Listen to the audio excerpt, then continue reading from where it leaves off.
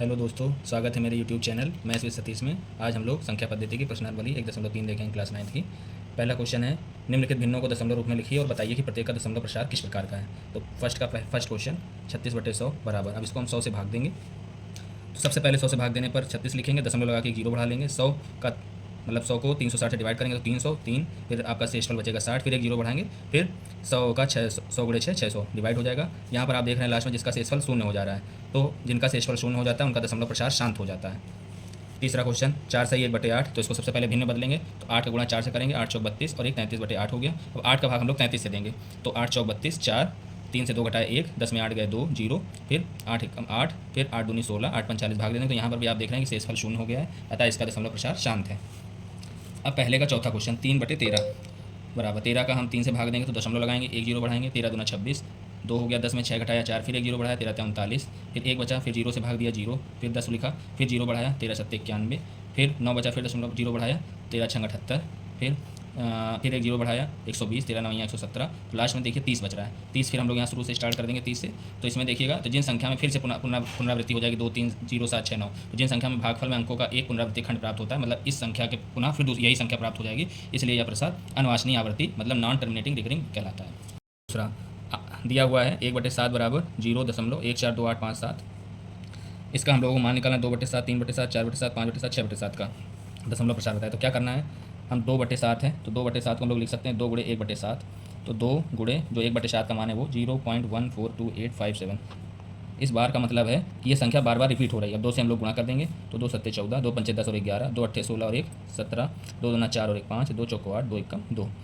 तो इसका आंसर हो गया 2/7 का 2 8 5 7 1 4। इसी तरह से हम 3 से गुणा कर लेंगे इसमें, इसी तरह से 4 से गुणा कर लेंगे, 5 से 6 से, तो ये आपके आंसर मिल जाएंगे।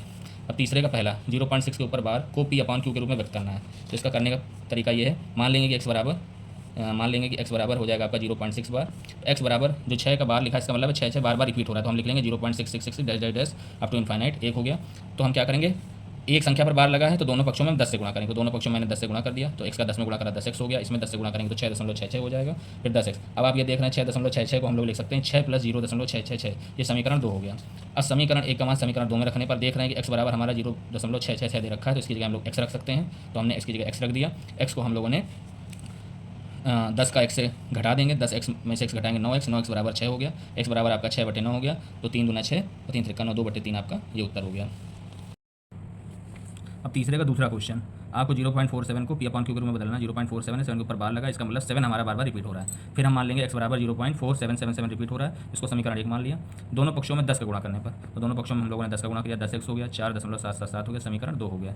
अब आप देख रहे हैं 0.477 के ऊपर बार लगा है, 4 के ऊपर बार नहीं लगा है, इसलिए 10 के बाद पुनः हम लोग उसी समीकरण में 100 का गुणा करेंगे दोनों पक्षों में। इसमें हमने 100 का गुणा कर दिया, 100x हो गया, तो इसका हो गया 47.777, समीकरण 3 हो गया। अब हम 47.77 को लिख सकते हैं 43.4477, क्योंकि हमें 10x बराबर ही पता है, तो 43.4477 हो गया। फिर लिखेंगे समीकरण 2 का मान समीकरण 3 में रखने पर, तो 10x बराबर हमको दे रहा है 4.777, तो 4.77 की जगह समीकरण 3 में हम लोग 10x रख देंगे। 100x में से 10x को घटा देंगे, 90x हो जाएगा, बराबर 43 हो जाएगा, x बराबर 43/90 हो जाएगा, ये आपका उत्तर हो जाएगा। तो आपने देखा कि प्रश्नावली 1.3 में हम लोगों ने क्वेश्चन नंबर पहले का आपको पहला क्वेश्चन बताया, मैंने चौथा क्वेश्चन बताया, आपको दूसरा करना है, पाँचवा करना है, छठा करना है, और तीसरे का तीसरा क्वेश्चन करना है। दूसरा है कहाँ? तो आप लोगों को प्रश्नावली 1.3 का क्वेश्चन नंबर तीसरे का तीसरा करना है, पहले का दूसरा, पाँचवा और छठा करना है। अगर कोई परेशानी हो तो उसको आप कमेंट सेक्शन में बताइए, और मेरे चैनल वीडियो अच्छी लगे तो लाइक कीजिए, सब्सक्राइब कीजिए, शेयर कीजिए।